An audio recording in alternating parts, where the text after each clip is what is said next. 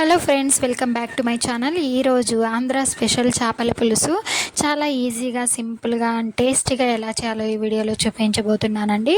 ఒక ప్యాన్ తీసుకొని అందులోకి పావు టీ స్పూన్ మెంతులు, పావు టీ స్పూన్ జీలకర్ర, ఒక రెబ్బ ఎండు కరివేపాకు వేసి లో ఫ్లేమ్లోనే ఫ్రై చేసుకోండి. తర్వాత ఒక మిక్సీ జార్ తీసుకొని అందులోకి ఎండు కొబ్బరి వేసి మిక్సీ పట్టుకున్న తర్వాత మనం ముందుగా వేపి పెట్టుకున్నవి వేసుకొని అందులో 2 టేబుల్ స్పూన్ల ధనియాల పొడి, 2 టేబుల్ స్పూన్ల కారం పొడి, అలాగే ఒక 2 పెద్ద గడ్డల వెల్లుల్లిపాయ రెబ్బలు కూడా వేసి ఇలా మిక్సీ పట్టి పక్కన పెట్టుకోండి. అదే మిక్సీ జార్లో ఒక 2 పెద్ద ఉల్లిపాయలు కూడా వేసి మిక్సీ పట్టుకున్న తర్వాత కడాయి పెట్టి అందులో ఆయిల్ వేసి మనం ముందుగా మిక్సీ పట్టుకున్నటువంటి ఉల్లిపాయ పేస్ట్ కూడా వేసి అందులోనే 2 పచ్చిమిర్చి, ఒక 2 రెబ్బల కరివేపాకు కూడా వేసి ఇలా ఫ్రై చేసుకొని ఇప్పుడు ఇందులో మనం ముందుగా మిక్సీ పట్టి పెట్టుకున్నటువంటి మసాలా పేస్ట్ కూడా వేసి మంచిగా ఆయిల్లోనే ఫ్రై చేసుకోండి. ఇలా ఫ్రై చేసుకున్న తర్వాత నేనైతే ఇక్కడ ఒక 50 గ్రామ్స్ దాకా చింతపండులోంచి గుజ్జు తీసుకున్నానండి.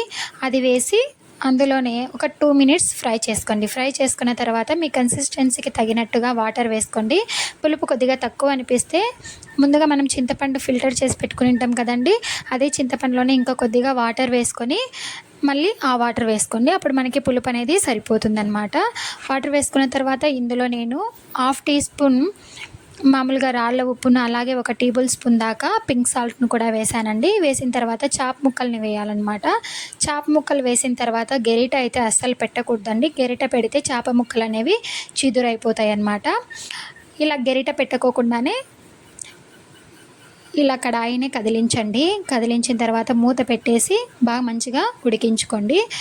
ముక్క ఉడికిన తర్వాత ఇందులో ఒక కొద్దిగంత కొత్తిమీర తరుగు కూడా వేసుకున్నాను. తర్వాత ఫైనల్గా ఒక పావు టీ స్పూన్ దాకా గరం మసాలా వేసి మూత పెట్టి ఒక 2 మినిట్స్ కుక్ చేసుకున్నాను అనమాట. అంతే అండి, మన చేపల పులుసు అనేది రెడీ అయిపోతుంది. చూసారా ఎంత టేస్టీగా ఉంటుందో. ఇలా చేసుకుంటే నచ్చితే ఒక లైక్ ఇచ్చేయండి.